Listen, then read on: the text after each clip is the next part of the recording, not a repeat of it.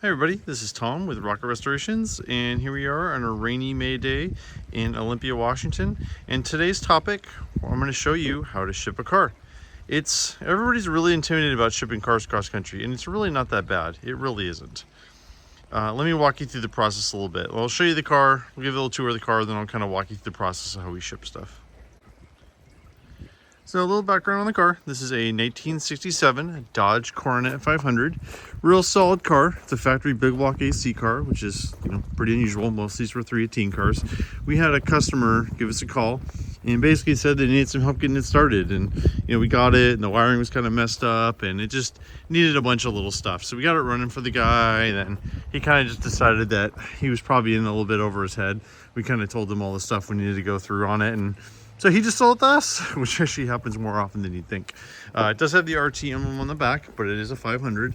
The Coronet 500 was the kind of the luxury package in 1967, which came with buckets. These do not have the right buckets in it, but actually threw a set in the trunk for our buddy where this car is going to. So long story short, we got this car and we let a couple of our friends know about it, and our buddy Rooster in Minnesota has his own YouTube channel, Rooster's Restos. If you want to check that out, I'm sure he'll have a video on this car once it arrives there. And he bought it from us, and then now we're getting shipping set up. So let me kind of give you a little primer on car shipping and kind of how it works. Yeah, sorry about the weather here. I hope my camera's not all covered with water, because it is pretty wet out here. So basically, shipping a car across country is really not that hard to do. There's a lot of guys who do it. It is getting more expensive because a lot of guys are getting out of this, and most of it's run by kind of Russians and Eastern Europeans, and that's who I run into most often. They're the ones who really get into this.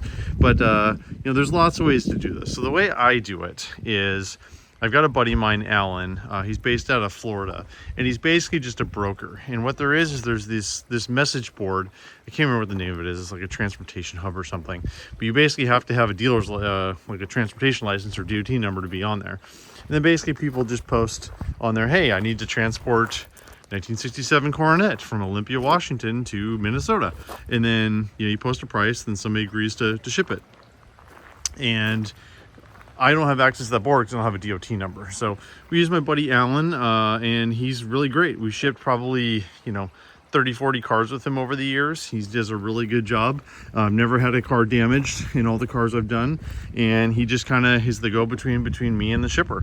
And he finds the guy to do it. So in today's case, and when the guy is supposed to be here in about 15, 20 minutes here, he hauls campers from the Midwest out to here. Because most campers and stuff are made in the... Oh, there goes Cat. Hi, kitty. Call her Mama Cat. She said kittens. And he, like most of the campers are made out in the Midwest, so they haul them out here to Washington, because that's where to the customer, and they usually come back empty, so they're always looking for a car to bring back. So in this case, I just want to give you hard numbers here. This one is the biggest thing they want to know is obviously size and condition, and if it's running or not. So if it's a running car and also enclosed and open trailer. So there's basically, so you can either go open or enclosed. On a car like this, it does not need to be enclosed. Like my 70 Roadrunner, my 446 pack car that went to McCacken this year, that one was being shipped in November, and obviously is a 446 barrel 1970 Roadrunner. I shipped that one enclosed because I wanted to be protected on the road. This one, it doesn't really matter. It's going from point A to point B, and the car is really not nice enough for that. So that's obviously a huge price difference. Open is cheaper than enclosed. On this car, we're doing open, and then also if it runs or not, because if it doesn't run, that eliminates probably 90% of the carriers out there, because they have to have a winch or some way to get it up on the truck if it doesn't run. Luckily this one runs, so that's a pretty good price. And we got from the shipper, this one's going to cost $1,300 to go from Olympia, Washington to near Rochester, Minnesota. All right, I decided to come back out of the rain in the door of my shop here. So guy's gonna be here pretty soon. Luckily we have a pretty big property. If you're in like a neighborhood or something, or a small driveway, you may have to meet the guy somewhere. Luckily, I've got 13 acres here. So generally what he does is he pulls into my neighbor's property, then they'll just back in here, and then we'll load her up and go. So again, there's really no point in being intimidated. I post a lot of stuff for sale. We end up with a lot of cars here at Rocket, And the number one thing, I post something on Facebook Marketplace or Craigslist or whatever, and everyone's like, oh, you know, I'd be interested if it wasn't for shipping, and you know, and then I tell them how much shipping is, and then it's like they're just, I don't know, they don't want to deal with it. They don't want to deal with the shipping, even though it really isn't that expensive. Because like West Coast cars, like this car, I mean, it's not 100% rust free. It's got a couple of spots on the floor pan, but this one's going to Minnesota. Like this car in Minnesota would have bad frame rails, bad floors, bad roof. Like this one is a really, really solid car, factory big block car that runs and drives. You can't find these back in Minnesota in the Midwest and the Salt Belt. Like you find them out here. You know, for $1,300, that is a steal to find a car this clean to go back east. So, all right, well, transporter's gonna be here in a couple minutes, and I'll show you how he's loading it. But yeah, so my buddy Alan is the transporter. He's a broker. I'm not gonna say his number on the video, but feel free to contact me. I refer him a lot of business, and he really appreciates it.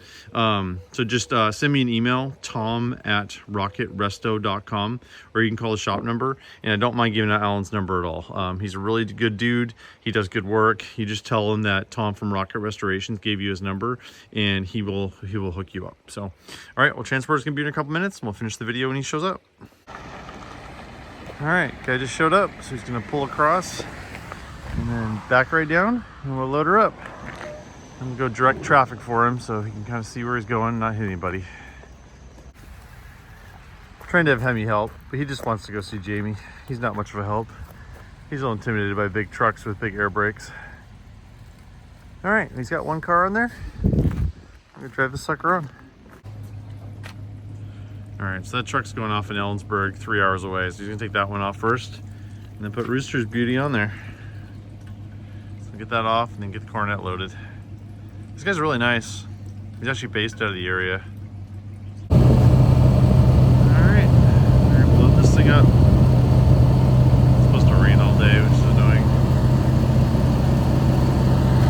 Make sure the wheels are lined up.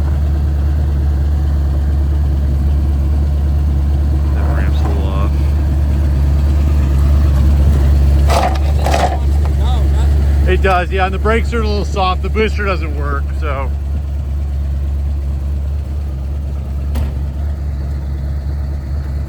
Move that ramp over a little bit for him.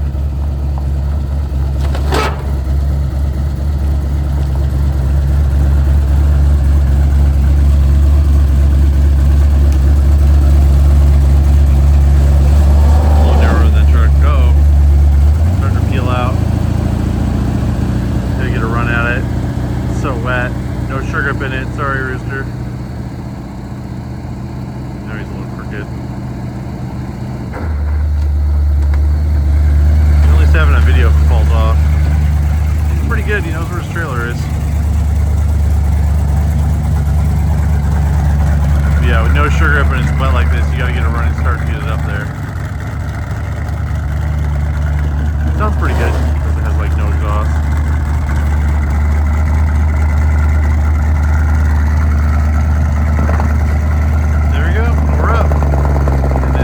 Transporter always has the paperwork to fill out, so document dents and stuff and all that fun stuff.